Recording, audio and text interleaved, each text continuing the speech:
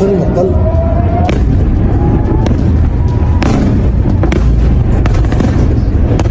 guys, we gotta get off the roof. These are coming down right next to us here.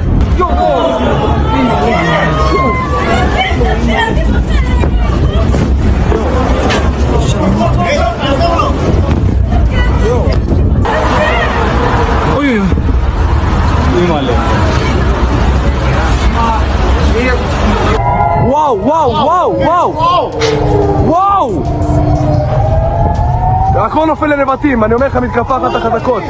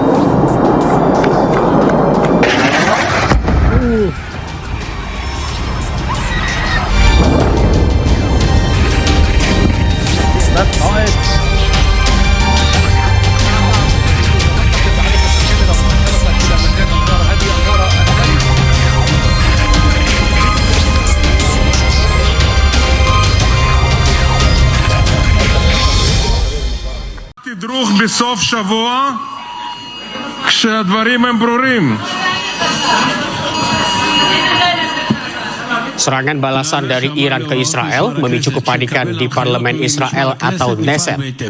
Para anggota parlemen menghentikan sidang dan segera berlindung di bunker setelah sirine peringatan berbunyi. כשהדברים הם ברורים. Berdasarkan media Israel, sidang pleno yang tengah membahas anggaran ini langsung dihentikan dan siaran langsung yang ditayangkan pun terputus. נעשה תדרוך בסוף שבוע כשהדברים הם ברורים.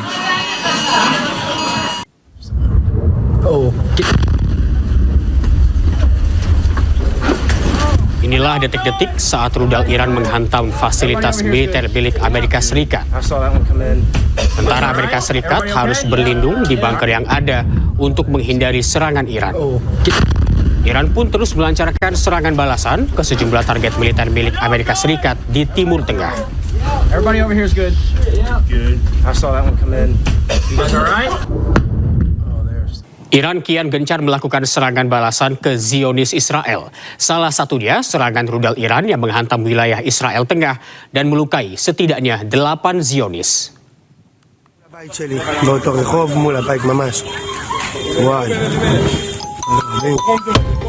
Di daerah pendudukan Israel di Petah Tikva, asap dan kobaran api terlihat membumbung usai serangan rudal Iran terbaru dilaporkan menghantam sebuah garasi dan memicu kebakaran. Petah Tikva yang terletak sekitar 10 km di sebelah timur Tel Aviv menjadi salah satu target berulang Iran selama eskalasi perang antara kedua negara dengan beberapa insiden signifikan yang melibatkan pecahan rudal dan submunisi.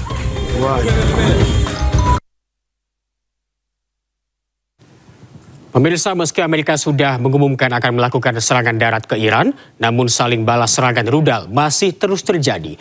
Serangan rudal Iran ditakuti Israel karena daya jangkaunya ribuan kilometer. 5 pekan konflik Amerika-Israel dengan Iran, rudal-rudal Iran terus menghujani Israel serta objek militer Amerika di kawasan Teluk.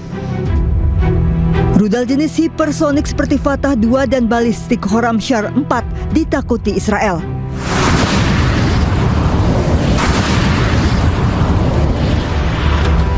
Kecepatan rudal-rudal Iran dikenal ekstrim, mampu bermanuver dan menjelajah dengan jangkauan sangat jauh hingga ribuan kilometer. Bahkan rudal Iran mampu menembus sistem pertahanan udara Israel yang canggih seperti Iron Dome serta Arrow 3.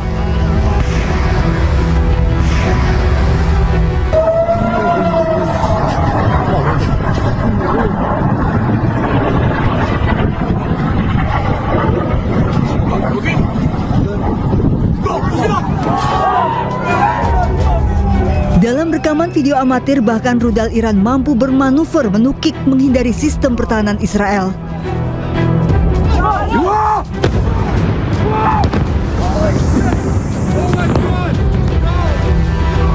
Data dari Iran Watch, kemampuan rudal-rudal hipersonik dan balistik Iran mampu menjangkau hingga wilayah proksi Amerika dan Israel.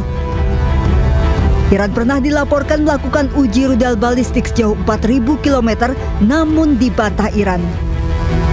Jika melihat dari daya jangkaunya yang ribuan kilometer, bukan tidak mungkin bisa mencapai sejumlah negara di Eropa.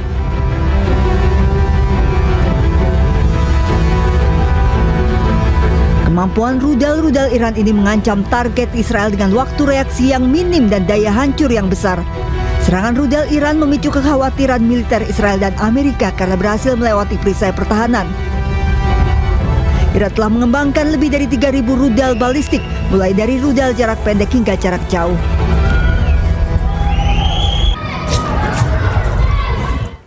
Perang darat di Timur Tengah kian dekat dengan masuknya Yaman dan juga Irak. Militer Iran menyebut sudah siap dengan tantangan yang diberikan oleh Amerika Serikat untuk melakukan perang darat.